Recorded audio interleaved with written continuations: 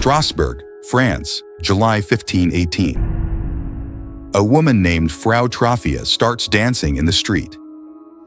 She doesn't stop for days. She dances, then others join her. Within a week, dozens are dancing.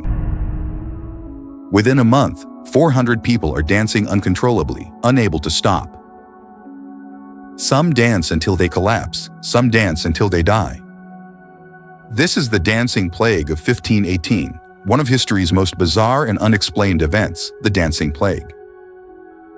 In the summer of 1518, hundreds of people in Strasbourg were struck by an uncontrollable urge to dance.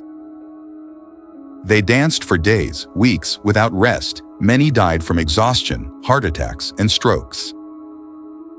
No one knows why it happened. No clear explanation exists even today. July 14, 1518, it begins with one woman, Frau Trophia. She steps into a narrow street in Strasbourg and starts dancing. Not joyfully, but frantically, compulsively, her face shows distress, not pleasure. She can't stop. She dances for hours, then days. Her husband begs her to stop. She can't by the third day. She's still dancing. Within a week, 34 people have joined her. They're not dancing together in celebration. Each person is dancing alone, wild and uncontrolled. Their expressions show fear and exhaustion, but they can't stop. By the end of August, the number grows to around 400 people, all dancing compulsively. The city is in chaos. Authorities don't know what to do. Doctors are called.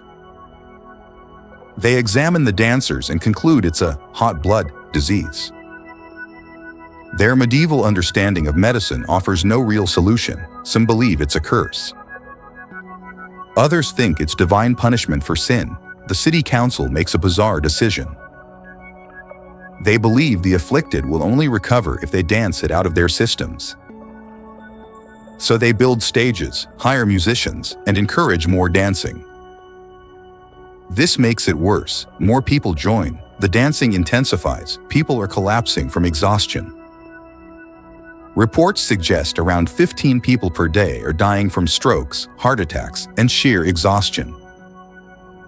Bodies pile up. Families are devastated. The city is gripped by fear and confusion. Finally, authorities change course. They ban public dancing. They remove the stages. They separate the dancers and send them to mountaintop shrines to pray for healing. Gradually, over weeks, the plague subsides. People stop dancing. The survivors slowly recover. By September, it's over. So what caused this? Theory 1. Mass psychogenic illness, also called mass hysteria. This is when psychological stress manifests as physical symptoms in groups. Strasbourg in 1518 was suffering. Famine, disease, and poverty were rampant. People were starving and desperate. Some psychologists believe extreme stress caused a shared delusion that resulted in uncontrollable dancing. Theory 2. Ergot poisoning. Ergot is a mold that grows on grains like rye. When consumed, it causes convulsions, hallucinations, and spasms. Some believe contaminated bread caused the dancing. But ergot typically causes violent convulsions, not rhythmic dancing, and it doesn't explain why only some people were affected. Theory 3. Religious ecstasy or trance. In medieval Europe, dancing manias were sometimes linked to religious fervor. People believed dancing could cure illness or bring divine favor. Maybe the dancers entered trance states driven by religious beliefs. Theory 4. It was a protest or rebellion. Some historians suggest the dancing was a form of social protest against oppressive authorities. But the distress and deaths suggest it wasn't voluntary. The most accepted explanation today is mass psychogenic illness triggered by extreme stress. Strasbourg in 1518 was a city on the edge. Crop failures led to starvation. Smallpox and syphilis were spreading. People believed in curses and divine punishment. In this environment of fear and suffering, a psychological break occurred. One woman started dancing, and the behavior spread like wildfire through a traumatized population.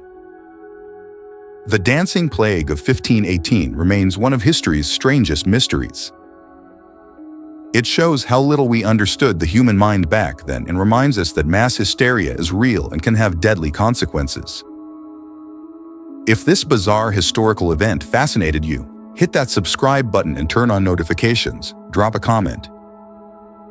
What do you think caused the dancing plague? Thanks for watching, and I'll see you in the next one.